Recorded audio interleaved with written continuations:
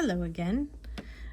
We are now going to sew the binding on. So remember that here behind is our extra piece, and I have a strip of about 12 inches there that's I'm not covered.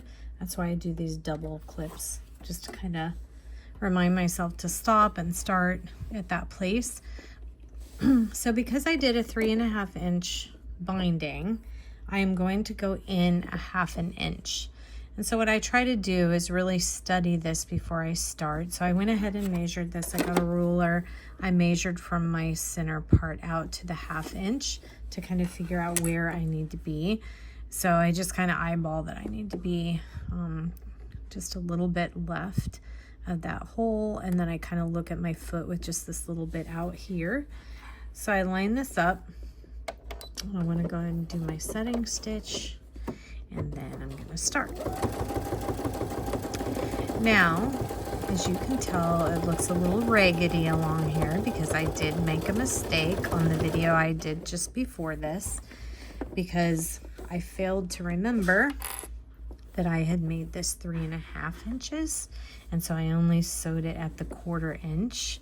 And then when you go to fold it over, it would have left too much. It would have just looked kind of dumb.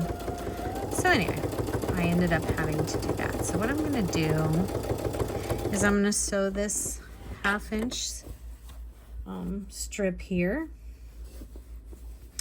And notice here how it's a little off. So when I trimmed the quilt, there were a few places here that the fabric didn't go down. So what I do is I'm going along the fabric, trying to maintain a straight line there.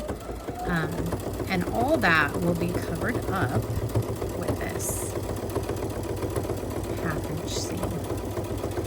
So you just really kind of, actually when you go a little bit faster, it's easier to stay straight. And then, you know, I just do little sections at a time, because like here I probably did a little too much and it got off track a little bit, but that's okay. We'll get it right back on track. This is the foot that I like really the best for this, because if you notice, before I had the quilting foot, which worked out really good for quilting through everything and sewing through all the squares, but for this I like this better. And what you'll find when you're sewing is that there's certain things that work for you, that are specific to you, and maybe not what other people's favorites are, or things that they are used to doing, but it's really what works best